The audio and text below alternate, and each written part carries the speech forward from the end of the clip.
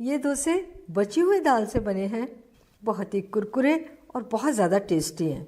मन करे तो आलू या पनीर भी भर लीजिए और साथ में बनाइए मूंगफली दाने की चटनी। नमस्कार, nishamandalika.com में आपका स्वागत है। तो बनाना शुरू करते हैं। ये 1 कटोरी लेफ़्ट ओवर दाल, अरहर की दाल है ये, और ये लगभग 1 कप के बराबर है। दाल कोई भी हो, चने की, मूंग की, उड़द की। इसे मैं डाल देती हूँ जार में, और इसमें डालेंगे 1 कप सूजी, यानी जितनी दाल उतनी सूजी। आधा कप दही, दाल से आधा दही।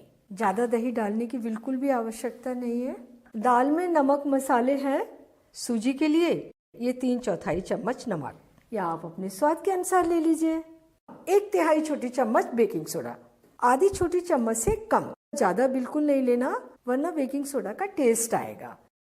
और अब इन चीज़ों को अच्छे तरीके से ब्लेंड करके चारों तरफ से निकाल लेते हैं और एक बार इसे मिक्स कर लें। दाल के जो दाने हैं वो अच्छे तरीके से ब्लेंड हो जाए, साबुत ना रहे।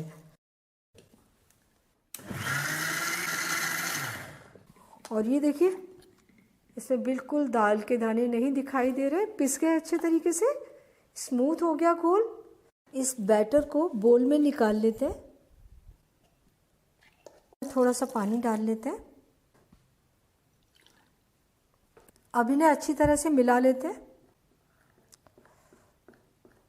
ये देखिए कंसिस्टेंसी, रनिंग कंसिस्टेंसी है, जैसी डोसे की होती है। ये आधा से ढककर 10 मिनट के लिए रख देते हैं, सूजी फूल जाएगी, और तब तक चटनी बना लेते हैं। ये आधा कप मूंगफली के दाने भुने छिले हुए, 2 हरे मिर्च, इनके 2 टुकड़े करके डाल दीजिए।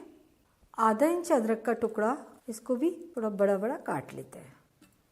और ये 1 नींबू छोटे साइज का है, काटकर इसका रस निकाल लेते हैं। बड़ा नींबू हो तो आप आधा ही डालें।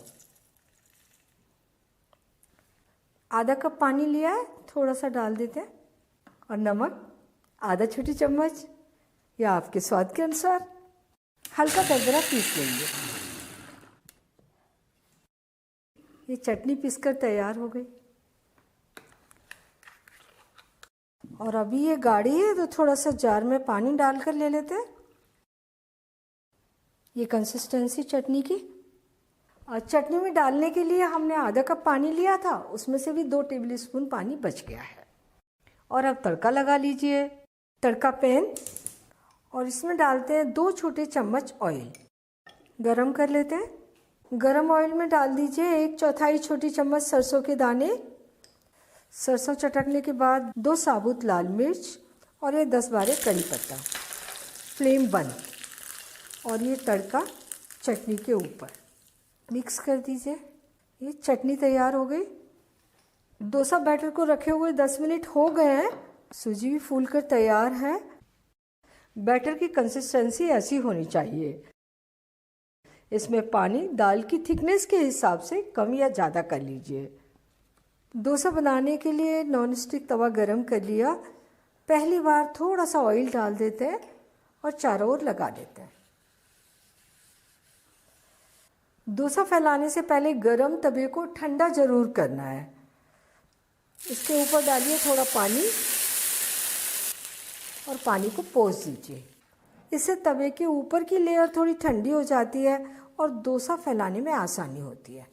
तो इसके ऊपर हम डालते हैं 2-3 चम्मच बैटर, और डोसा फैलाते हैं। तो बड़े आराम से फैलाइए, ज़्यादा यहाँ पर प्रेशर नहीं लगाना है, बस गोल गोल हाथ घुमाते जाइए। ये हो गया।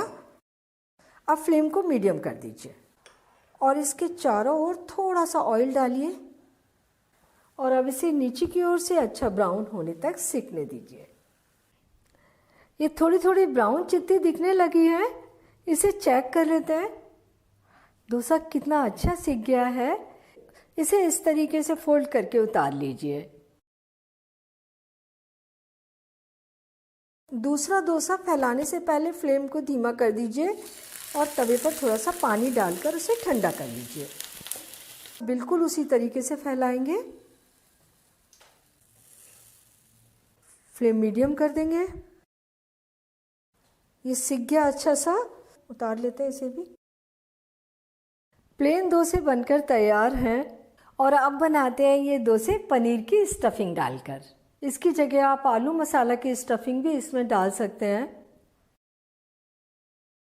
ये पनीर वाला डोसा भी सीख गया। इस डोसे को उतार कर रखते हैं। पनीर वाले डोसे भी बनकर तैयार हो गए। और ये चटनी, लेफ्ट ओवर दाल के डोसे बनकर तैयार हैं और आपको देखकर ही लग रहा होगा ये डोसे कितने अच्छे बने हैं। आसानी से बन जाते हैं, आपको कोई दिक्कत नहीं आएगी बनाने में। इन्हें आप पनीर की स्टफिंग या आलू मसाला की स्टफिंग और चटनी के साथ में परोसिए। तो आप ये डोसे बनाइए, खाइए और अपने अनुभव मेरे साथ शेयर कीजिए और मुझे बताइए कि मुझे आपके लिए और क्या बनाना है। अगर मेरा चैनल आपने अभी तक सब्सक्राइब नहीं किया है तो तुरंत कर लीजिए, बेल आइकन भी दबा दीजिए ताकि मेरी आने वाली रेसिपीज़ के नोटिफिकेशंस आपको मिलते रहें।